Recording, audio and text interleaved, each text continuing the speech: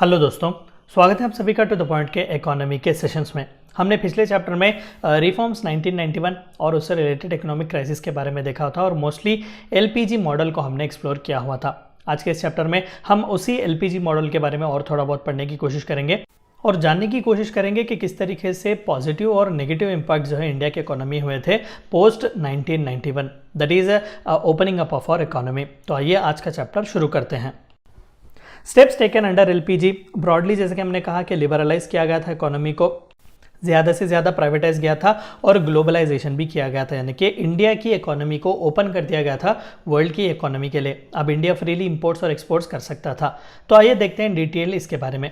Abolition of previously existing licence raj in the country, industrial policy 1956 के तहत कुछ ऐसे स्ट्रॉन्ग मैकेनिज्म्स बनाए गए थे कि बहुत ही मुश्किल होता था कोई भी एक प्रोडक्ट को इंपोर्ट करना, या फिर कोई भी एक इंटरनेशनल एमएनसी या फिर कोई भी बाहर की कंपनी जो इंडिया में आना चाहती थी वो बड़ी आसानी से नहीं आ सकती थी। उस पर 100% जो है कस्टम ड्यूटीज़ वगैरह लगवाए जाते थे कोई भी प्रोडक्ट अगर लाना चाहते हैं। तो इस तरीके के कई लाइसेंस राज उसे कहा जाता था, कई परमिट्स उसे लेने पड़ते थे, कई लाइसेंसेस उससे लेने पड़ते थे और बहुत ही मुश्किल था उसका ट्रेड करना यहाँ पर। लेकिन थ्रू एलपीजी मॉडल हमने we have done away through that licence raj permit quota. Reduction of interest rate and tariff, बहुत अच्छी तरीके से जो है जो कोई भी इंटरेस्ट रेट्स हैं, टैरिफ रेट्स हैं, टैक्सेस वगैरह के वो भी कम किए गए थे। Curbing monopoly of public sector from various areas of economy, best example HMT के वॉचेस आप ले सकते हैं। सरकार को क्या ज़रूरत कि वो हैंड व्रिस्ट वॉचेस जो है वो बनाएं, ज़रूरत ही नहीं थी, लेकिन भारत सरकार वहाँ पर भी था। तो इस तरीके के अननेसेसरी चीज़ें जहाँ कहीं पर भी ज़रूरत थी उन्हें या तो बेच दिया गया था या फिर उन्हें डिसइन्वेस्ट किया गया था। मोनोपोली जो थी हमारे पब्लिक सेक्टर में उसे कम करती गई थी, कंपटीशन बढ़ाया गया था। Approval of foreign direct investment in various sectors, अलग अलग सेक्टर्स में फॉरेन डायरेक्ट इन्वेस्टमेंट्स एफडीआई जो है वो बड़ी आसानी से दिए गए थे। To open the domestic markets for the steady flow of foreign manufactured goods, India reduced custom duties on imports. जो कोई भी custom duties लगते हैं imports पर उसे भी पूरी तरीके से कम किया गया था। The amount of foreign capital in a country is a good indication of growth and globalization of an economy. तो यही से ही foreign capital हमारे country का बढ़ता गया और foreign exchange reserves भी हमारे आरबीआई के पास अच्छे आते गए।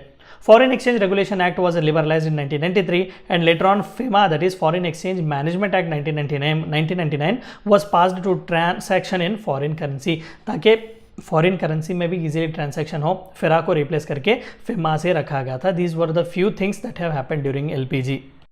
तो आइए देखते हैं कि पॉजिटिव इम्पैक्ट्स क्या थे एलपीजी के हमारे इकोनॉमी पर। इंक्रीज इन जीडीपी ग्रोथ 3.5%, 5.5% के आसपास जो हमारी ग्रोथ थी, all of a sudden in later 1990s we see the growth to be 7%।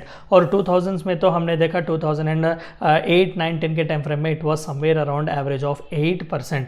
Stimulation और टू इंडस्ट्रियल प्रोडक्शन, बहुत अच्छी तरीके से हमारे इंडस्ट्रियल प्रोडक्शंस बढ़े हुए थे। There was literally a growth of 10 और 15% in separate different sectors that have been seen. Curb on physical deficit, जो फिजिकल डेफिसिट था सरकार का वो भी कम होते गया। क्यों? क्योंकि ज़्यादातर सरकार को अब लोन लेने की ज़रूरत नहीं पड़ी, डिफिसिट फाइनेंसिंग उन्हें करने की ज़रूरत नहीं पड़ती थी क्योंकि मार्केट जो है वो कंपटीशन पर बेस्ड था। चेक ऑन इन्फ्लेशन, जो हाई इन्फ्लेशन रेट्स थे उसे भी चेक किए गए। क्यों? क्योंकि ज़्यादातर कंपनीज जब आए, इकोनॉमी जब लिबरलाइज की गई तो एम्प्लॉयमेंट अपॉर्चुनिटीज़ भी बढ़ गए, प्रोडक्शन यूनिट्स भी बढ़ गए, एक्सचेंज भी अच्छा हो रहा था। There was a decline in poverty, बिल्कुल पॉवर्टी जो at the time of independence somewhere around 60 और 70% जो थी उसे स्टडीली डिक्रीज कर by 2009 as per Tendulkar committee it was somewhere around 29.7% below poverty line people. So इसे और भी रिड्यूस करने की कोशिश की जा रही है। So these were few positive impacts of LPG in our economy. Along with positive, there also comes negative impact of LPG. The reforms were mainly for the formal sector of economy. The agriculture sector, the urban informal sector and forest dependent communities were untouched by the reforms. ये सभी secondary sector या फिर second sector या फिर industrial sector पर ही ज़्यादातर LPG का रिफॉर्म्स का इफेक्ट था और सर्विस सेक्टर पर सबसे ज़्यादा तो सर्विस सेक्टर पर ही था। Because the very much inflow that FDI that in came it was for manufacturing and service sectors only.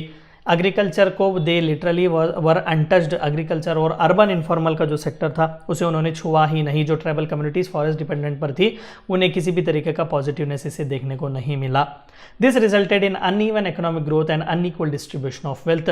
This is the reason why we still find peasants and farmers to be poor, whereas professions, the one who are associated with the service sector, their incomes have shot up. This was one of the reasons.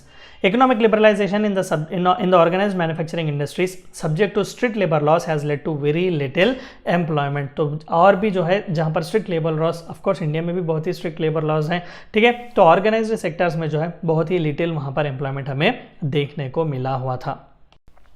Market based reforms led to the economic disparity between rich class and the poor class. तो जाहिर सी बात थी कि जब एफडीआईस लाए गए, जब वो इकोनॉमी को ओपन किया गया, तो हाई क्वालिटी एंड प्रोडक्ट्स जो है वो एमएनसीज द्वारा इंडिया में आने लगी. तो वो तो सिर्फ रिच क्लास ही अफोर्ड कर सकता है, पुअर क्लास थोड़ी ना उसे अफोर्ड कर सकता है. तो मार्केट बेस्ड रिफॉर्म्स जो कहीं ना कहीं इन दोनों के बीच का जो गैप था उसे और भी वाइडन किया हुआ है.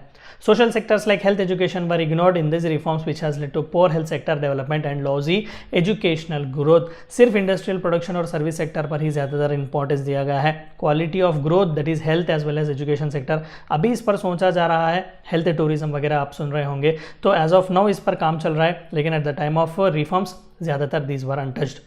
Economic reforms have pushed up the growth of the economy but have miserably failed to generate adequate employment. Growth तो बढ़ा हुआ है, लेकिन आज भी इंडिया का unemployment is one among the highest in the developing countries.